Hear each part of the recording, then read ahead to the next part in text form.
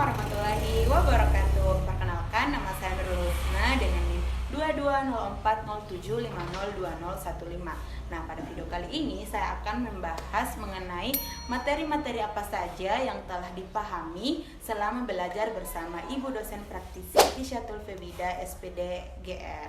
Dan saya akan menyampaikan kesan-kesan saya selama belajar bersama Ibu praktisi dan kata-kata motivasi.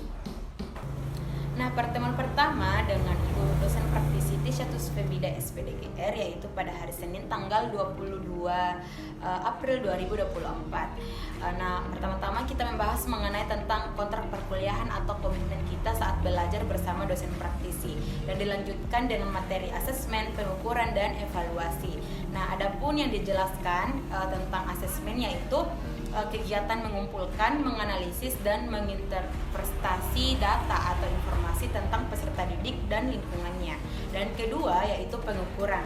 Nah, pengukuran ini merupakan kegiatan atau upaya yang dilakukan untuk memberikan angka-angka kepada peserta didik, dengan hasil pengukuran akan selalu berupa angka. Nah, yang ketiga yaitu evaluasi. Nah, evaluasi ini berarti proses pemberian makna atau penetapan kualitas hasil pengukuran dengan cara membandingkan angka hasil pengukuran tersebut dengan kriteria tertentu. Nah, adapun yang dibahas oleh Ibu Tisha yaitu asesmen pembelajaran. Nah, adapun prinsip-prinsip asesmennya yaitu yang pertama, asesmen itu merupakan bagian terpadu dari proses pembelajaran, fasilitas pembelajaran, dan penyediaan informasi yang holistik. Nah, yang kedua yaitu asesmen dirancang dan dilakukan sesuai dengan fungsi asesmen tersebut. Nah, yang ketiga yaitu asesmen dirancang secara adil, proporsional, valid, dan dapat dipercaya atau reliable. Nah, yang kedua yaitu langkah-langkah penyusunan tes hasil belajar. Nah, prinsip dasar dalam menyusun hasil tes pembelajaran yang pertama yaitu tes hasil belajar itu harus mengukur secara jelas hasil belajar peserta didik yang telah ditetapkan sesuai dengan tujuan instruksionalnya. Nah, yang kedua, butir-butir soal itu harus memperspektifkan dari sampel bahan pembelajaran yang telah diajarkan. Nah, yang ketiga, bentuk soal yang dikeluarkan itu hendaknya bervariatif. Ada yang pilihan ganda dan ada pun yang esai. Selanjutnya yaitu penyusunan tes hasil belajar. Nah, adapun langkah-langkah penyusunan tes hasil belajar ini, yang pertama itu merumuskan tujuan tes. Yang kedua, menentukan bentuk pelaksanaan tes. Yang ketiga itu menyusun kisi-kisi. Yang keempat, penyusunan instrumen tes. Selanjutnya yaitu penyusunan instrumen non-tes.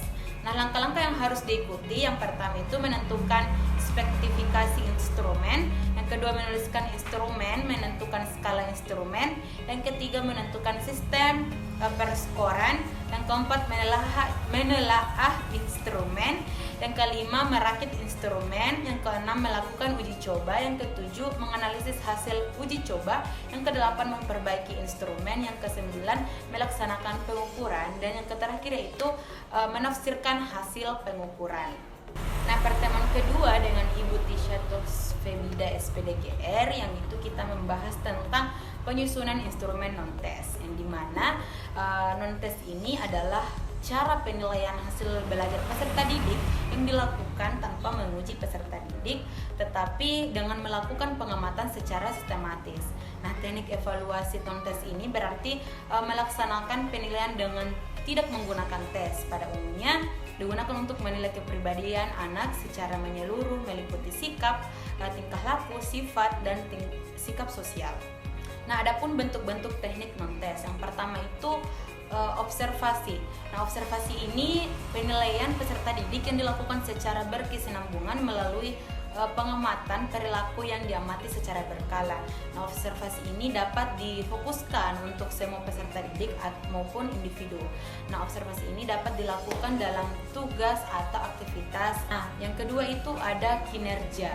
Nah, kinerja ini yaitu penilaian yang menurut peserta didik itu untuk mendemonstrasikan dan mengaplikasikan pengetahuannya ke dalam berbagai macam konteks sesuai dengan kriteria yang diinginkan. Nah, asesmen kinerja ini dapat berupa praktik, menghasilkan produk, melakukan proyek, atau membuat portofolio. Nah, yang ketiga itu ada proyek. Nah, proyek ini yaitu kegiatan penilaian terhadap suatu tugas yang meliputi kegiatan perencanaan, pelaksanaan dan pelaporan yang harus diselesaikan dalam periode tertentu yang ditentukan oleh gurunya. Nah, selanjutnya penugasan. Nah, penugasan ini memberikan tugas kepada peserta didik untuk mengukur pengetahuan dan memfasilitasi peserta didik untuk memperoleh atau meningkatkan pengetahuannya. Nah, salah satu contohnya adalah memberikan penugasan untuk membuat laporan perjalanan. Melalui penugasan ini, anak dapat memperoleh wawasan dari pengalaman yang mereka rasakan secara langsung. Selanjutnya ada portofolio. Nah, portofolio ini merupakan kumpulan dokumen hasil penilaian, penghargaan, dan karya-karya peserta didik dalam bidang tertentu yang mencerminkan pengembangan dalam kurun waktu tertentu. Nah, selanjutnya asesmen formatif dan sumatif. Nah, adapun perbedaan di antara kedua asesmen ini, yang pertama itu asesmen formatif itu bertujuan untuk memberikan informasi atau umpan balik kepada peserta didik, dan peserta didik itu untuk memperbaiki proses pembelajarannya. Dan yang sedangkan asesmen sumatif itu bertujuan untuk memastikan ketercapaian keseluruhan tujuan pembelajaran pada peserta didik. Nah, asesmen sumatif ini dilakukan pada akhir proses pembelajaran. Nah, pertemuan ketiga dengan ibu dosen praktisi itu kita membahas mengenai menganalisis validitas dan reliabilitas instrumen non-tes. Nah, yang pertama itu pengertian validitas. Nah, validitas itu sendiri berasal dari kata validity yang memiliki arti ketepatan dan kecermatan.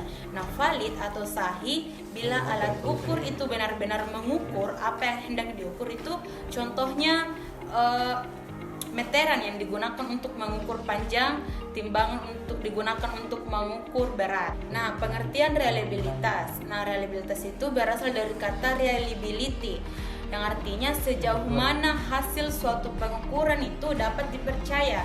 Nah, suatu hasil pengukuran itu dapat dipercaya apabila dalam beberapa kali pelaksanaan pengukuran itu terhadap kelompok diperoleh hasil pengukuran yang relatif sama. Nah, reliabilitas itu sama dengan tingkat kepercayaan. Nah, adapun hubungan validitas dan reliabilitas itu, yang pertama, validitas yaitu kesesuaian antara konsep dengan kenyataan. Yang kedua, reliabilitas itu kesesuaian hasil-hasil pengukuran.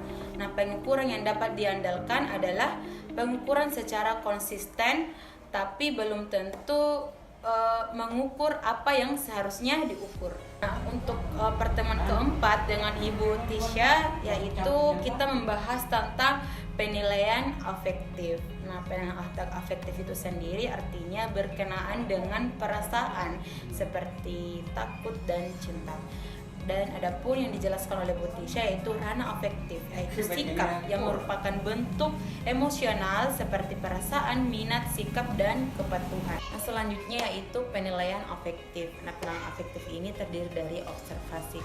Nah, observasi itu sikap dan perilaku keseharian peserta didik yang direkam melalui pengamatan dengan menggunakan format yang berisi sejumlah indikator perilaku yang diamati, misalnya ketekunan, percaya diri, kejujuran, dan lain-lain.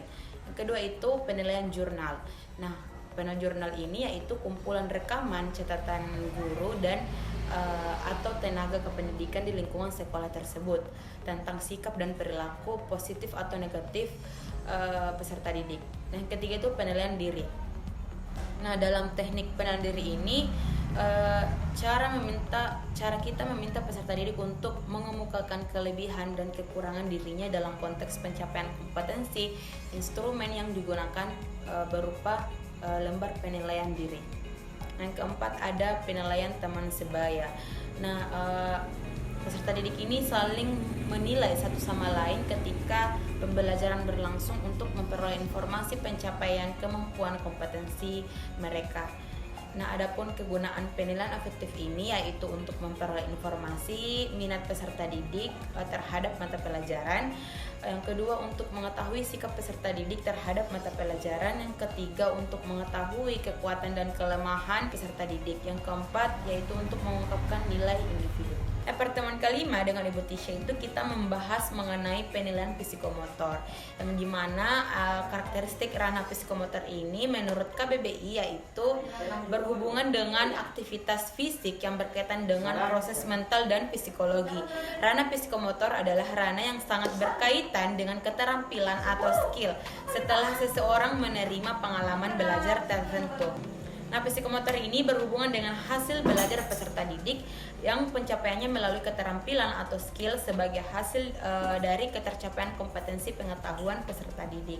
Adapun bentuk-bentuk penilaian psikomotorik yaitu yang pertama adalah penilaian produk, yang dimana produk ini adalah penilaian terhadap proses pembuatan dan kualitas suatu produk. Yang kedua itu ada penilaian proyek, yang dimana penilaian ini mengandung investigasi dan harus diselesaikan dalam waktu kurun tertentu. Nah, penilaian proyek ini dapat digunakan untuk mengetahui pemahaman, kemampuan, penyelidikan, mengaplikasikan, dan menginformasikan sesuatu secara jelas. Nah, yang ketiga yaitu penilaian portofolio, yang dimana penilaian ini melalui sekumpulan karya siswa yang tersusun sistematis dan terorganisasi yang dilakukan selama kurun waktu tertentu. Nah, portofolio ini merupakan bagian terpadu dari pembelajaran peserta didik. Yang keempat ada penilaian kinerja, yang dimana peserta didik melakukan suatu tugas pada situasi yang sesungguhnya yang mengaplikasikan pengetahuan dan keterampilan yang dibutuhkan. Nah, pengamatan unjuk kerja perlu dilakukan dalam berbagai konteks untuk menetapkan tingkat pencapaian kemampuan peserta didik. Pertemuan terakhir yaitu kita membahas mengenai penilaian autentik, yang dimana penilaian autentik ini memiliki makna yaitu pengukuran yang bermakna atau hasil belajar peserta didik dalam ranah kognitif, efektif, dan psikomotor. Nah, autentik ini juga merupakan sinonim dari asli, nyata, dan valid.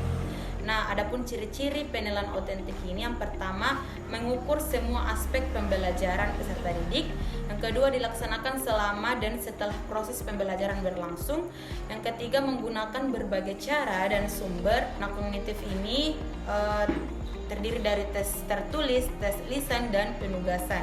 Nah, ranah afektif itu terdiri dari penilaian diri, penilaian antar teman, observasi, wawancara, dan jurnal kelas.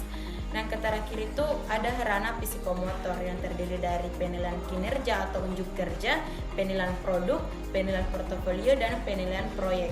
Nah, adapun kesan-kesan selama belajar dengan Ibu praktisi Ibu Tisha, yaitu saya sangat senang dan berterima kasih atas ilmu-ilmu yang telah diberikan. Semoga Ibu sukses selalu dan sehat selalu. Dan kata-kata motivasi dari saya yaitu jadilah versi terbaik dari kita sendiri, semangat memperjuangkan mimpi walau tantangan memang selalu ada, tetapi kita harus kuat dan kita bisa.